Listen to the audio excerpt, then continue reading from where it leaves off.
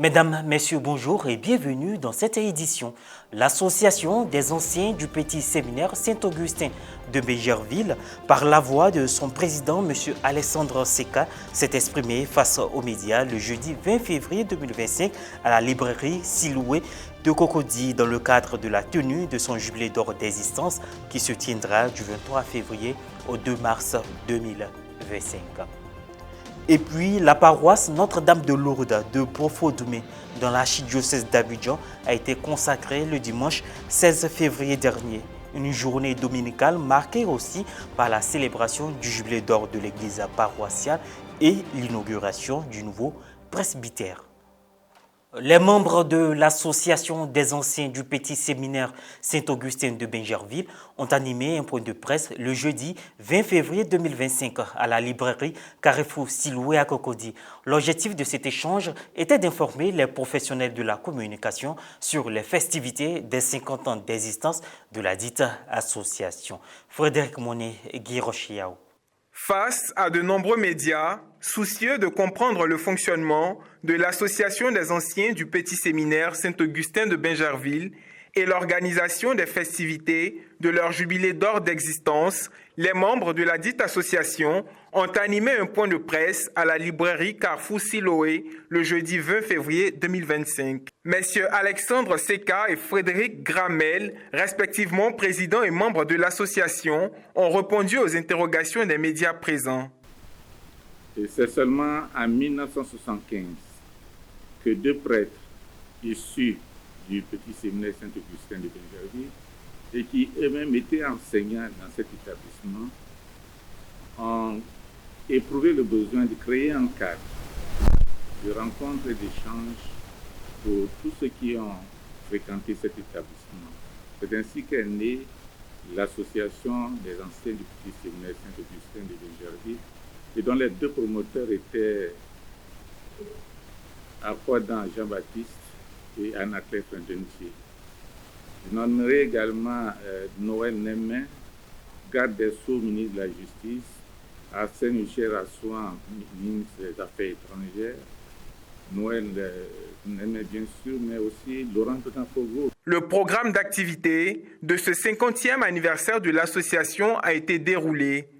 Contrairement aux années précédentes, cet anniversaire se tiendra sur une semaine qui court du dimanche 23 février au dimanche 2 mars 2025. Nous aurons donc deux grands types d'activités. D'abord des messes, deux grandes messes solennelles, une à Abidjan, le jour de l'ouverture, le dimanche 23 février 2025, et une grande messe solennelle à Bégerville, le jour de la clôture, le 2 mars 2025. Ensuite, il y aura un deuxième type d'activité, ce sera des rencontres intellectuelles et spirituelles aussi. Chacun de nos deux grands invités prendra la parole à deux reprises. D'abord, le nonce Jean-Sylvain Mambé est mien. Il prendra la parole le mardi 25 février au Palais de la Culture Bernard Dedier à Trècheville. Avant de poursuivre avec le programme de son éminence, Robert Cardinal Sarah, ancien du Petit Séminaire. Donc, première prise de parole le mercredi 26 février à 10h, ici à la librairie Carrefour. Deuxième prise de parole, le cardinal interviendra à l'UCAO, l'Université catholique d'Afrique de l'Ouest, devant des étudiants prêtres, des étudiants qui ne sont pas prêtres, devant toute la communauté catholique intéressée par le thème de ce jour-là. C'est un thème qui fait partie des sujets de réflexion et de préoccupation du moment du cardinal Sarah. Au regard des invités venus des autres pays, les conférenciers ont donné des précisions sur la question de l'inclusion du clergé ivoirien dans cet événement. D'autres points, tels que l'engagement des jeunes promotions au sein de l'Association des anciens du Petit Séminaire Saint-Augustin et le public convié à ce cinquantenaire, ont été abordés. Au terme de cet échange, les intervenants ont lancé un appel. C'est une ouverture de savoir comment l'Église, dans son universalité, s'intéresse à la paix dans le monde entier. Vraiment, c'est un appel que nous lançons à toute la population ivoirienne auquel participe à ces rencontres-là qui sont très enrichissantes pour tout le monde. Notons qu'en plus de l'association des anciens du Petit Séminaire Saint-Augustin de Bingerville, les chevronnés de cet établissement ont également créé la Fondation des Augustiniens de Bingerville, dirigée par M. Jacques Pégatiénan. Le but recherché par la célébration en grande pompe de ses 50 ans de création est la communion avec la communauté catholique de Côte d'Ivoire et d'ailleurs. Le dimanche 16 février dernier, lors de la messe de clôture des festivités du cinquantenaire de l'église paroissiale Notre-Dame de Lourdes de Bofrodoumé, son éminence le cardinal Ignace Dogbo-Bessi a procédé à la consécration de l'église jubilaire et à l'inauguration du nouveau presbytère. Commentaire, Morel Poti.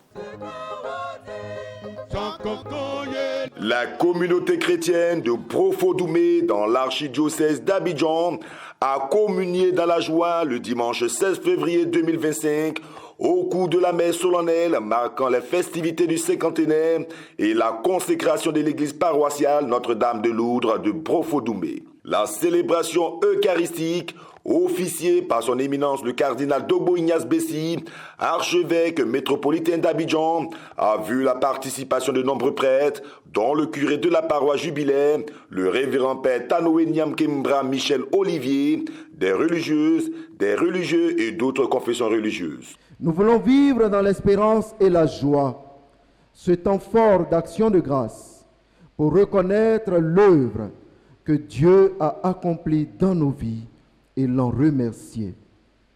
Peuple de Dieu, réjouissons-nous, car ces festivités sont en l'honneur de celui qui a toujours tout conduit jusqu'ici, dans son amour providentiel, Dieu. Extrait de l'homélie prononcée par le cardinal Bessi. 50 ans que la parole de Dieu résonne dans notre village. 50 ans que l'Eucharistie est célébrée dans ce temple, construit de mains d'hommes. 50 ans que le peuple rassemblé fait monter sa prière pour que le temple de Dieu soit gardé dans la communion. Le Seigneur a prévu une fondation visible. Bien sûr, c'est lui qui est la pierre angulaire, la pierre de fondation sur qui repose l'Église. Nous qui sommes pécheurs. Après l'exhortation et les intentions de la prière universelle, l'archevêque d'Abidjan a procédé aux différentes étapes du rite de consécration de l'église paroissiale Notre-Dame de Lourdes de Bofrodoumé. Le chant des litanies des saints, la prière de la dédicace, l'onction du Saint-Crème, l'encensement de l'autel et l'édifice, la parure de l'autel et l'illumination qui a un caractère d'inauguration. Le rituel de la consécration a été suivi de la procession des offrandes. La célébration de ce jubilé d'or a été marquée par une quête spéciale effectuée pour aider le comité d'organisation, la procession des votives pour symboliser les 50 ans de la paroisse et des adresses avant d'inaugurer le nouveau presbytère. Après le renvoi, évêques, clercs et les membres des deux conseils de la paroisse se sont retrouvés au presbytère pour procéder à son inauguration. Et le peuple aussi se dote d'autres constructions, d'autres bâtisses qui permettent de rendre toujours plus efficace l'annonce de l'Évangile. Comme le presbytère, si les prêtres dorment bien, ils réfléchissent bien, ils préparent bien leurs homélies, ils sont encore plus efficaces. Tous les paroissiens, main dans la main, ont œuvré à ce que ce jour-là devienne aujourd'hui une réalité. 50 ans, c'est un bel âge. Et nous avons voulu marquer cet âge-là d'une pierre blanche. Il était important pour nous de nous arrêter pour faire le bilan de 50 années de marche à la suite du Seigneur et entrevoir la marche à venir. Depuis 1983, avec la visite, 1983, avec la visite du cardinal Bernard Yago, il n'y a plus de cardinal qui soit venu ici jusqu'à ce qu'aujourd'hui, le cardinal Bessi nous rende visite. C'est vraiment une grande joie pour nous. Nous avons achevé les presbytères, comme c'est une grande fête pour nous de célébrer notre paroisse cinquantenaire. Actuellement, nous sommes en joie. La consécration d'une église est l'acte par lequel nous demandons à Dieu de faire en sorte que l'édifice que nous allons lui dédier devienne une demeure de grâce et de salut où le peuple chrétien se rassemble dans l'unité pour l'adorer en esprit et en vérité. Fin de cette édition. Merci de nous avoir suivis. Merci de rester sur Ecclesia TV.